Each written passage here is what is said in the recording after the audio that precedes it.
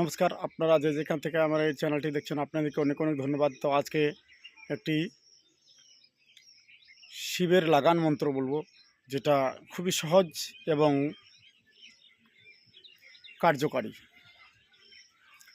এই লাগান মন্ত্রটি দিয়ে যে কাউকে, যে কোনো শত্রুকে আপনারা দমন করতে পারবেন। ঠিক আছে, শুধুমাত্র দমন করতে পারবেন। এটা অবশ্যই ভালোর কাজেই লাগাবেন, ভালো কাজে ব্যবহার করবেন, এটাই আপনাদের কাছে অনুরোধ থাকবে। তো চলুন মন্ত্রটি দেখা যাক। মন্ত্রটা বলছি, আয় শিব বশ পাটে, ত্রিশূল ধরো হাতে হাতে, উমুকের গায়ে লাগ, কি ফেন্নার গায়ে লাগ, যদি না লাগিব দোহাই ঈশ্বর চন্দ্রের মাথায় দুই পা মুছিব, চড়াবে দুই ঘাও, ঈশ্বর মহাদেবের মাথায় মুছিব দুই পাও, কাল কাটে কালিয়া কাটে আর কাটে চণ্ডাল,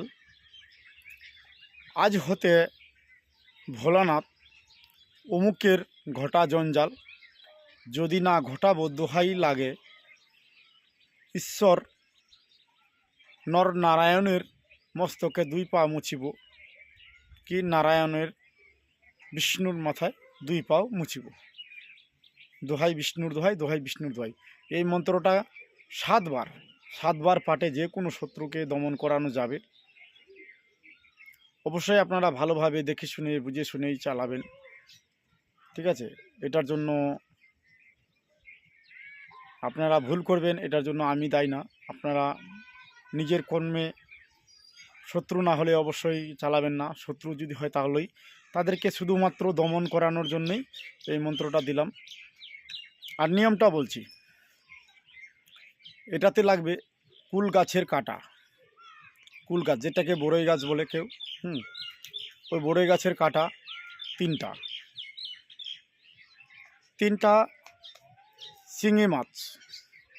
শিঙি মাছের কাঁটা, আর একটা হচ্ছে ছেদার কাঁটা দিয়ে, এই হলো 7টা মন্ত্র। 7টা কাঁটা দিয়ে 7বার ওর ছবি, না হলে একটা মূর্তি বানাতে হবে, ওর নাম করে একটা মূর্তি বানাতে হবে। ওই মন্ত্রটা বলে 7বার কাঁটার ভিতরে চোবাতে হলে এই কাজটি হবে। কিন্তু এই কাজটা কোথায় করতে হবে, এটার জন্য জানার জন্য অবশ্যই আমাকে ফোন করে এই পুরো নিয়মটা জেনে নেবেন। এটাই আপনাদের কাছে আমার অনুরোধ থাকবে। জয়নিতাই, নমস্কার। আমার চ্যানেলটি যারা দেখছেন অবশ্যই সাবস্ক্রাইব করে দিবেন। লাইক অবশ্যই ভিডিওটা না টেনে পুরোপুরিভাবে দেখবেন, তাহলেই সব কিছু বুঝতে পারবেন। এটাই হলো মেনলি। ঠিক আছে, ধন্যবাদ।